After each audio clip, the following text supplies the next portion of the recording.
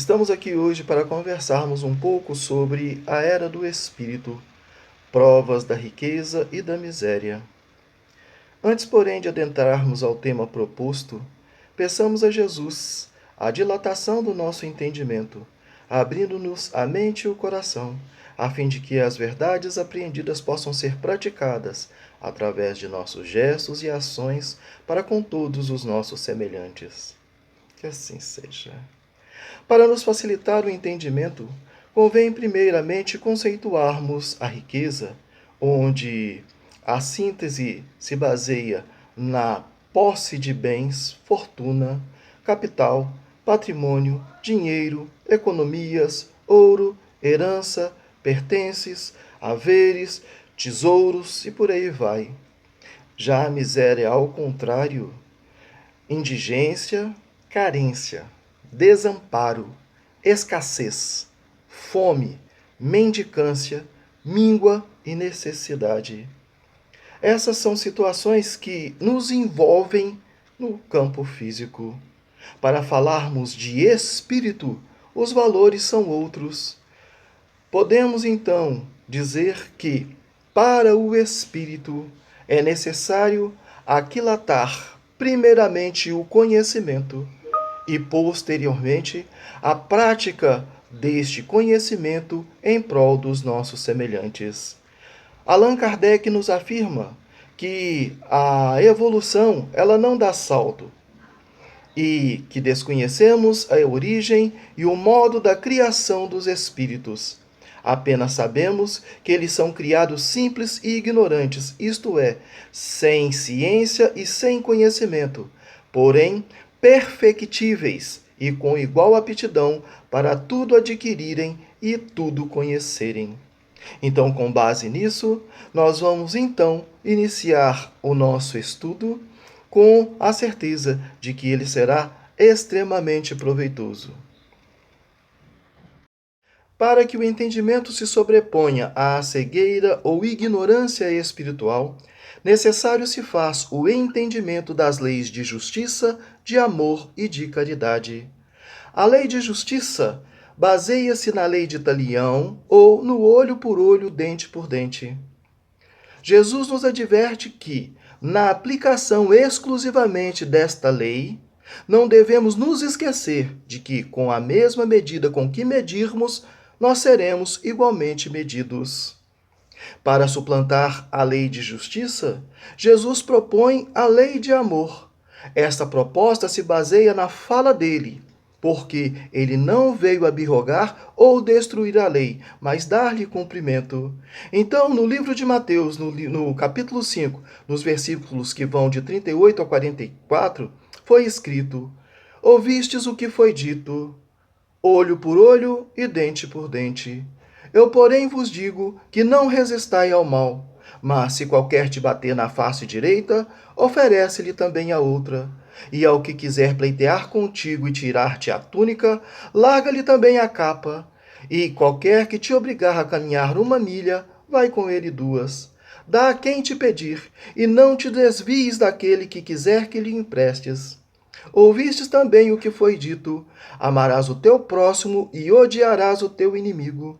Eu, porém, vos digo: amai os vossos inimigos, bendizei os que vos maldizem, fazei bem aos que vos odeiam, e orai por aqueles que vos maltratam e vos perseguem, para que sejais filhos do vosso Pai que estais no céu.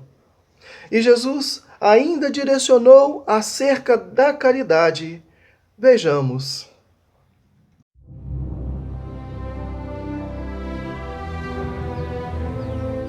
E quando o Filho do Homem vier em sua glória, e todos os santos anjos com ele, então se assentará no trono da sua glória. E todas as nações serão reunidas diante dele. E apartará uns dos outros, como o pastor aparta dos bodes as ovelhas. E porá as ovelhas à sua direita, mas os bodes à esquerda. Então dirá o rei aos que estiverem à sua direita: Vinde, benditos de meu Pai. Possuí por herança o reino que vos está preparado desde a fundação do mundo. Porque tive fome e destes-me de comer. Tive sede e destes-me de beber. Era estrangeiro e hospedastes-me. Estava nu e vestistes-me. Adoeci e visitastes-me. Estive na prisão e fostes me ver. Então os justos lhe responderão dizendo: Senhor, quando te vimos com fome e te demos de comer? Ou com sede e te demos de beber? E quando te vimos estrangeiro e te hospedamos, ou nu e te vestimos? E quando te vimos enfermo ou na prisão e fomos ver-te? E respondendo o rei, lhes dirá: Em verdade vos digo que quando o fizestes a um destes meus pequeninos irmãos, a mim o fizestes. Então dirá também aos que estiverem à sua esquerda: Apartai-vos de mim, malditos, para o fogo eterno preparado para o diabo e seus anjos, porque tive fome e não me destes de comer. Tive sede e não me destes de beber. Sendo estrangeiro, não me recolhestes. Estando nu, não me vestistes, e enfermo, e na prisão, não me visitastes.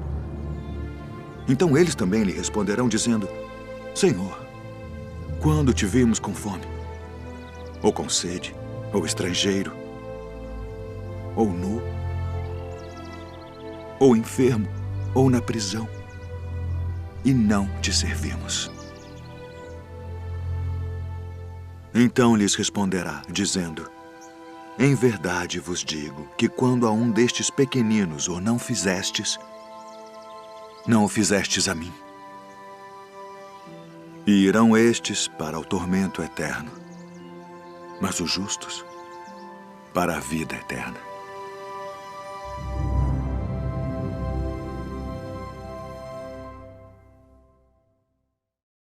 Feitas essas considerações, podemos acrescentar a necessidade de trocarmos a miséria espiritual, aquela denotada pelo orgulho, vaidade, ganância, preconceito e outras considerações similares, pela riqueza, aqui representada pela benevolência para com todos. E se acrescentarmos a esse ingrediente também a fé, teremos ampliado os nossos horizontes fraternos. No livro O Consolador, na questão 354, foi perguntado: poder-se-á definir o que é ter fé? Ter fé é guardar no coração a luminosa certeza em Deus, certeza que ultrapassou o âmbito da crença religiosa, fazendo o coração repousar numa energia constante de realização divina da personalidade.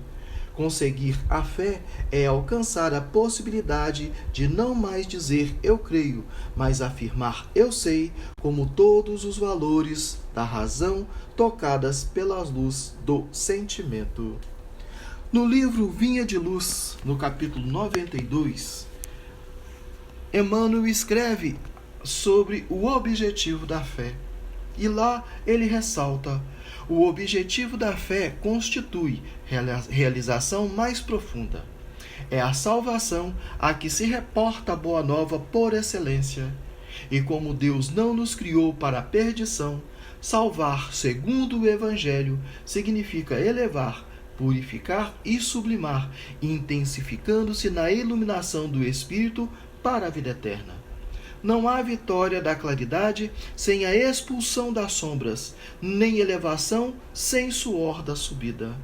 A fé representa a bússola, a lâmpada acesa a orientar-nos os passos através dos obstáculos.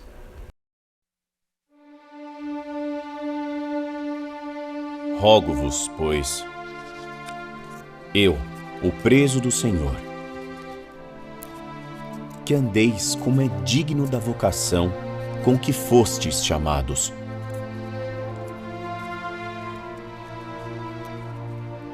Com toda a humildade e mansidão, com longanimidade, suportando-vos uns aos outros em amor, procurando guardar a unidade do Espírito pelo vínculo da paz. Há um só corpo e um só Espírito, como também fostes chamados em uma só esperança da vossa vocação. Um só Senhor, uma só fé, um só batismo, um só Deus e Pai de todos, o qual é sobre todos, e por todos, e em todos vós. Mas a graça foi dada a cada um de nós, segundo a medida do dom de Cristo. Por isso diz: subindo ao alto, levou cativo o cativeiro e deu dons aos homens. Ora, isto ele subiu, que é, senão que também antes tinha descido às partes mais baixas da terra. Aquele que desceu é também o mesmo que subiu acima de todos os céus, para cumprir todas as coisas. E ele mesmo deu uns para apóstolos, e outros para profetas, e outros para evangelistas, e outros para pastores e doutores, querendo o aperfeiçoamento dos santos, para a obra do ministério, para a edificação do corpo de Cristo, até que todos cheguemos à unidade da fé e ao conhecimento do Filho de Deus, a homem perfeito, à medida da estatura completa de Cristo, para que não sejamos mais meninos inconstantes, levados em roda por todo o vento de doutrina, pelo engano dos homens, que com astúcia enganam fraudulosamente. Antes, seguindo a verdade, em amor, cresçamos em tudo naquele que é a cabeça, Cristo.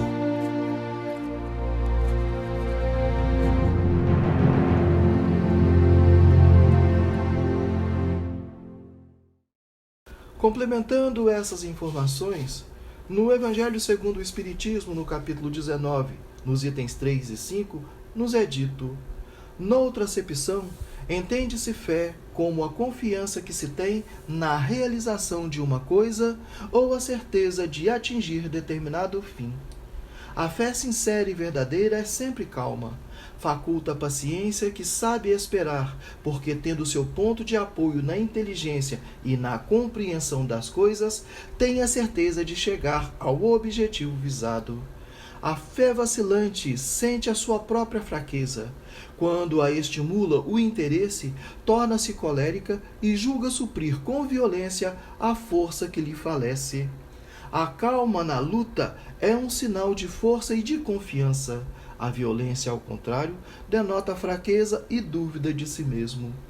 O poder da fé se demonstra de modo direto e especial na ação magnética.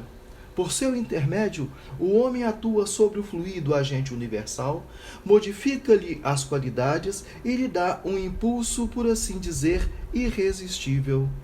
Daí decorre que aquele que, a um grande poder fluídico normal, junta ardente fé, pode, só pela força da sua vontade dirigida para o bem, operar esses singulares fenômenos de cura e outros, tidos antigamente por prodígios, mas que não passam de efeito de uma lei natural.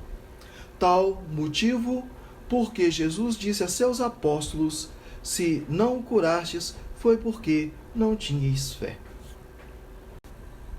Mas a fé advém da religião? No livro O Céu e Inferno, no capítulo 1, itens 13 e 14, nos é dito: Se a religião, apropriada em começo aos conhecimentos limitados do homem, tivesse acompanhado sempre o movimento progressivo do espírito humano, não haveria incrédulos, porque está na própria natureza do homem a necessidade de crer, e ele crerá desde que se lhe dê o suporte espiritual de harmonia com suas necessidades intelectuais. O homem quer saber de onde veio e para onde vai, apresentando-lhe, porém, um futuro condicionalmente lógico, digno em tudo da grandeza, da justiça e da infinita bondade de Deus. Ele repudiará o materialismo e o panteísmo e que aceitará por falta de melhor crença. Instintivamente, tem um homem a crença no futuro, mas não possuindo até agora nenhuma base certa para defini-lo, a sua imaginação fantasiou os sistemas que originaram a diversidade de crenças. Nesse sentido, qual é a proposta trazida pela doutrina dos Espíritos? No Evangelho segundo o Espiritismo, no capítulo 1, item 5, nos é dito: o Espiritismo é a ciência nova que vem revelar aos homens, por meio de provas irrecusáveis, a existência e a natureza do mundo espiritual e suas relações com o mundo corpóreo. No item 10 acrescenta-se: cristãos, voltai para o Mestre que vos quer salvar. Tudo é fácil àquele que crê e ama. O amor o enche de inefável alegria. Sim, meus filhos, o mundo está abalado. Os bons espíritos vos dizem sobejamente: dobrai-vos a rajada que anuncia a tempestade, a fim de não serdes derribados, isto é, preparai-vos e não imiteis as virgens loucas que foram apanhadas desprevenidas à chegada do esposo. Na questão 352 de O Livro Consolador, nós temos: devemos reconhecer no Espiritismo o cristianismo redivivo? O Espiritismo evangélico é o Consolador prometido por Jesus, que, pela voz dos seres redimidos, espalham luzes divinas por toda a terra, restabelecendo a verdade e levantando o véu que cobre os ensinamentos na feição do cristianismo redivivo, a fim de que os homens despertem para a grandiosidade da compreensão espiritual para com o Cristo. Na 353 é perguntado: o Espiritismo veio ao mundo para substituir outras crenças? O Espiritismo não pode guardar a pretensão de exterminar as outras crenças, parcelas da verdade que a sua doutrina representa, mas sim trabalhar para transformá-las, elevando-lhes as concepções antigas para o clarão da verdade imoralista, esclarecendo o erro religioso onde quer que se encontre e revelando a verdadeira luz pelos atos e pelos ensinamentos. O espírita sincero, enriquecendo os valores da fé, representa o operário da regeneração no templo do Senhor, onde os homens se agrupam em vários departamentos, antes altares diversos, mas onde existe um só mestre, que é Jesus Cristo. Para ampliarmos as possibilidades oferecidas pela doutrina espírita, extraímos do Livro dos Espíritos, da terceira parte, que cuida das leis morais, especificamente a lei de progresso, na questão 799, pergunta-se: de que maneira pode o Espiritismo contribuir para o progresso? Responderam: deixando a vida futura de ser velada pela dúvida, o homem perceberá melhor que, por meio do presente, lhe é dado preparar o seu futuro, abolindo os prejuízos de seitas, castas e cores, ensina aos homens a grande solidariedade que os há de unir como irmãos. Fechando o aspecto das leis, temos na perfeição moral o conhecimento de si mesmo. Dele, extraímos a questão de número 919, que diz: qual o meio prático mais eficaz que tem um homem de se melhorar nesta vida e de resistir à atração do mal? Um sábio da antiguidade vos disse: conhece-te a ti mesmo. Conhecemos toda a sabedoria desta máxima, porém a dificuldade está precisamente em cada um conhecer a si mesmo. Acrescenta-se: examinai o que pudeste ter obrado contra Deus, depois contra o vosso próximo e finalmente contra vós mesmos. As respostas vos darão ou o descanso para a vossa consciência, ou a indicação de um mal que precisa ser curado. O conhecimento de si mesmo é, portanto, a chave do progresso individual. Como receita para a obtenção das qualidades inerentes à riqueza espiritual, em detrimento da miséria decorrente de nossa falta de conhecimento ou ignorância fraterna, recorremos ao Evangelho segundo o Espiritismo, no capítulo 17, denominado Sede Perfeitos, especificamente em seu item 3, intitulado O Homem de Bem. Lá nos é dada a seguinte receita: o verdadeiro homem de bem é o que cumpre a lei de justiça, de amor e de caridade na sua maior pureza. Se ele interroga a consciência sobre seus próprios atos, a si mesmo perguntará se violou essa lei, se não praticou o mal, se fez todo o bem que podia, se desprezou voluntariamente alguma ocasião de ser útil, se ninguém tem qualquer queixa dele. Enfim, se fez a outrem tudo o que desejara que lhe fizessem. Deposita a fé em Deus, na sua bondade, na sua justiça e na sua sabedoria. Sabe que, sem a sua permissão, nada acontece e se lhe submete à vontade em todas as coisas. Tem fé no futuro, razão porque coloca os bens espirituais acima dos bens temporais. Sabe que todas as vicissitudes da vida, todas as dores, todas as decepções são provas ou expiações e as aceita sem murmurar. Possuído de sentimento de caridade e de amor ao próximo, faz o bem pelo bem, sem espera de paga alguma. Retribui o mal com o bem, toma a defesa do fraco contra o forte e sacrifica seus interesses à justiça. Encontra satisfação nos benefícios que espalha, nos serviços que presta, no fazer ditosos os outros, nas lágrimas que enxuga, nas consolações que prodigaliza aos aflitos. Seu primeiro impulso é pensar nos outros antes de pensar em si, é para cuidar dos interesses dos outros antes do seu próprio interesse. O homem de bem é bom, humano e benevolente para com todos, sem distinção de raças, nem de crenças, porque em todos os homens vê irmãos seus. Respeita nos outros todas as convicções sinceras e não lança críticas aos que como ele não pensam.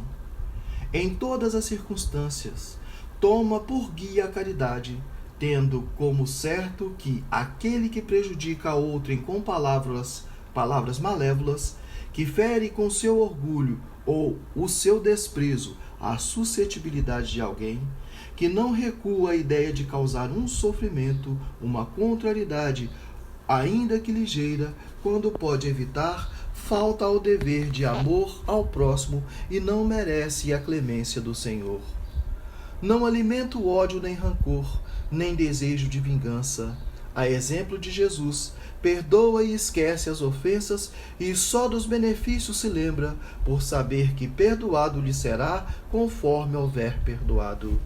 É indulgente para com as fraquezas alheias, porque sabe que também necessita de indulgência e tem presente essa sentença do Cristo: atire-lhe a primeira pedra aquele que se achar sem pecado.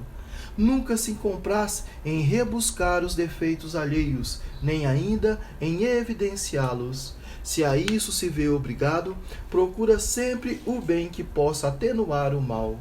Estuda as suas próprias imperfeições e trabalha incessantemente em combatê-las. Todos os esforços emprega para poder dizer no dia seguinte que alguma coisa traz em si de melhor do que na véspera. Não procura dar valor ao seu espírito, nem aos seus talentos, a expensas de outrem. Aproveita ao revés todas as ocasiões para fazer ressaltar o que seja proveitoso aos outros. Não se envaidece da sua riqueza, nem de suas vantagens pessoais, por saber que tudo lhe foi dado por empréstimo e pode lhe ser tirado. Usa, mas não abusa dos bens que lhe são concedidos. Sabe que é um depósito de que terá que prestar contas e que o mais prejudicial emprego que lhe pode dar é o de aplicá-lo à satisfação de suas paixões. Se a ordem social colocou sob seu mando outros homens, trata-os com bondade e benevolência, porque são seus iguais perante Deus. Usa da sua autoridade para lhes levantar o moral e não para os esmagar com o seu orgulho.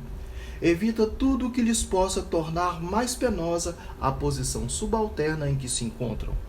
O subordinado, de sua parte, compreende os deveres da posição que ocupa e se empenha em cumpri-los conscientemente. Finalmente, o homem de bem respeita todos os direitos que aos seus semelhantes dão as leis da natureza, como quer que sejam respeitados os seus. Então, o que é ser espírita? Esta resposta nos foi trazida por Emmanuel através da psicografia de Francisco Cândido Xavier no livro da Esperança, no capítulo 70, denominado Ser Espírita. Parafraseando Jesus, Emmanuel escreve-nos: Tenho-vos dito isso para que em mim tenhais paz. No mundo tereis aflições, mas tende bom ânimo, eu venci o mundo. Palavras de Jesus que se encontram no livro de João, em seu capítulo 16, versículo 33. E ele complementa com a orientação retirada do Evangelho segundo o Espiritismo, no capítulo 20, item 4, que diz: Ide e agradecei a Deus a gloriosa tarefa que ele vos confiou. Mas atenção! Entre os chamados para o Espiritismo, muitos se transviaram. Reparai, pois, vosso caminho e segui a verdade. Doutrina espírita, cristianismo renascente. Ser espírita é constituir-se em núcleo de ação edificante, através do qual principia a nova era.